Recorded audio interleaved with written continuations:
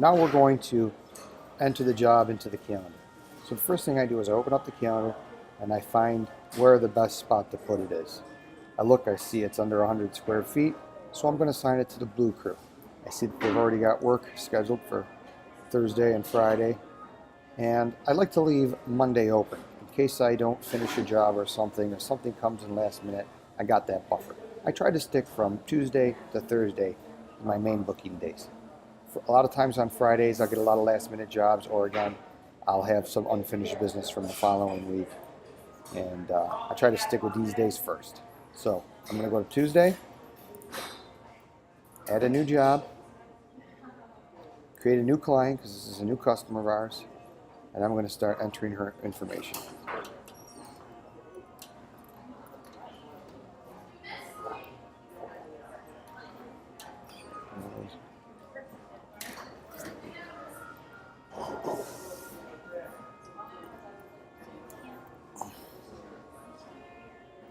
I see she doesn't have an email. Usually if Tom can get that information, they'll put that in there, or if it's referred by, we like to collect that information and put it in here as well. Address is 164 Seminole Lane.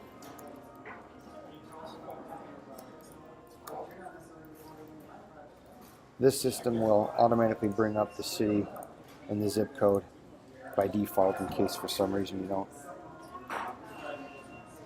have all the information. These down here, top driveway, pavement type driveway, they're just some defaults that I put in here to kind of help describe the jobs, but you won't need to really worry about these. Whatever they're set at is fine for this. So we're going to create the client.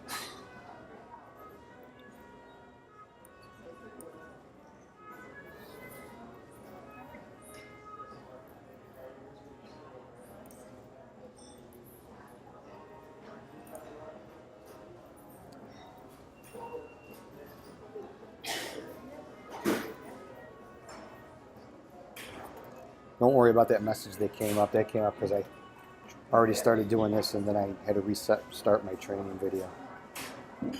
So we go here, description of work.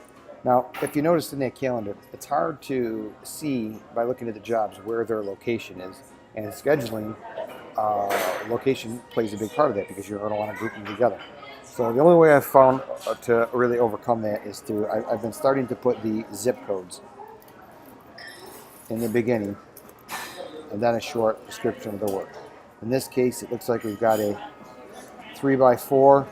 We got 43 square feet, so we're going to put that first. We're going to put in 43 ft square. I'm going to let them know that there's a 2x3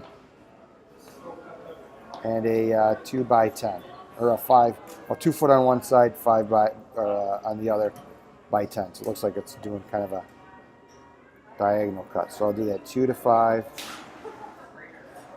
by 10.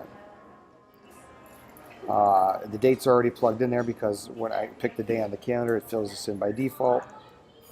I don't need to assign times. It can be done any time of the day. The crew, the Blue Crew is Mike Lewis. Mike Lewis is the Blue Crew. And then John Sikeli, he's the other person on the Blue Crew. So we always pick those two guys are the Blue Crew. Notified team, we can leave that unchecked. And again, these are some more basic descriptions that I have if I wanted to detail my description a little more. This is a saw cut job. You can tell because this is a full depth patch. So full depth patch are a saw cut. Same thing. And then I create the job, and then that's it. So now once that loads up, we'll go back to the calendar and we'll actually see it. Oh, actually it shows me the job. Okay. Oh, because I got to finish the second step. Here's the last step. So now I've got to put in the information for payment. So it's asphalt repair. Everything you do in here is going to be asphalt repair. And then for the description here, I take this default out, and I basically just take that brief description down here, description of work.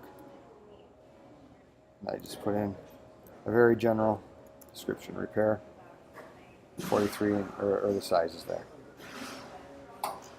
I got to put in the total price, which is $430.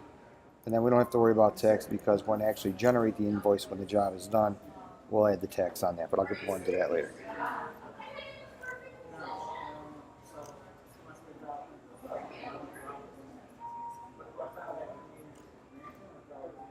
Yeah, next time I make a video, I'm going to do it at home, and I've got a faster connection at Starbucks right now, and the connections here is kind of slow. So it's still saving.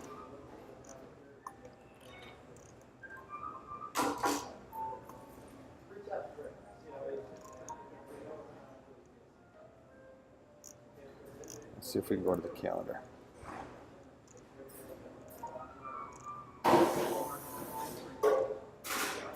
Okay. So now it's saved, and now the calendar comes up.